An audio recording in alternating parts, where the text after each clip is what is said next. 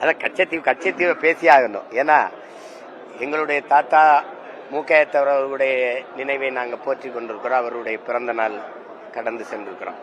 அறிவார்ந்த தமிழ் சமூக மக்கள், என் இன சொந்தங்கள், எண்ணினும் இளைய என் தம்பி தங்கைகள் இந்த செய்தியை, இந்த நிகழ்வை ஆழ்ந்து கவனிக்கணும். அவங்க சொல்ற காரணம் கச்சத்தீவை கொடுத்ததுக்கு அது எதுக்கு, அதுல என்ன இருக்குது, ஒரு சொட்டு தண்ணி கூட இல்லை என்கிறார். இவருடைய ஆழ்ந்த அறிவை இதை பாருங்க. ஒரு தீவுக்கு நடுவில் இருக்கிற ஒரு இடத்துல, தீவுல, கடலுக்கு நடுவில் இருக்கிற ஒரு தீவுல ஒரு சொட்டு தண்ணி கூட இல்லைங்கிறாங்க. தோண்டுனா தண்ணி வரப்போகுது. தண்ணிக்கு நடுவில் தான் அந்த நிலைமை இருக்குது. அது ஒரு காரணம், வேற ஏதாவது ஒரு காரணம் சொன்னா கூட அது சிரிச்சுட்டாவது போகலாம்.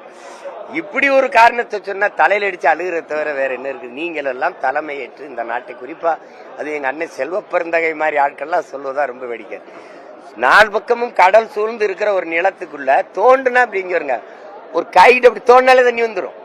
அதுல தண்ணி இல்ல, அதனால கொடுத்தோங்கிறீங்க. தண்ணி இல்லைங்கிறதான் காரணமா? சரி, தார் பாலைவனம், இந்த ராஜஸ்தான்ல இருக்க பாலைவனத்தெல்லாம் கேட்டா தண்ணி இல்லைன்னு கொடுத்துருவீங்களா? இது என்ன ஒரு காரணம் பாருங்க. இதெல்லாம் கொடுத்து எவ்வளவு காலம் ஆயிடுச்சு நீங்க பாருங்க.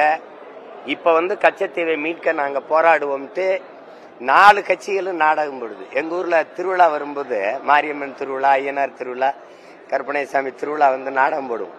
இது மாதிரி இப்ப தேர்தல் திருவிழா வர்றதுனால இந்த கச்சத்தீவு மீட்பு நாடகத்தை போடுது. நம்ம முந்தா நாள் தான் எடுத்து கொடுத்துருக்காங்க. அதனால இன்னைக்கு மீட்க இவங்க தீர்மானம் போடுறாங்க. கொடுத்த 4 பேரு இந்த காங்கிரஸ் கூட இருந்து அது கைகட்டி பதவிக்காக நின்னது இந்த திமுக.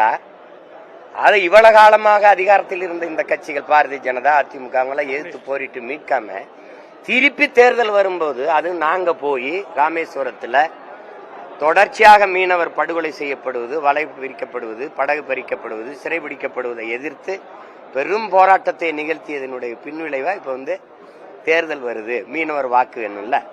சரி, அதெல்லாம் விடுங்க. அது அந்த நாடகம்.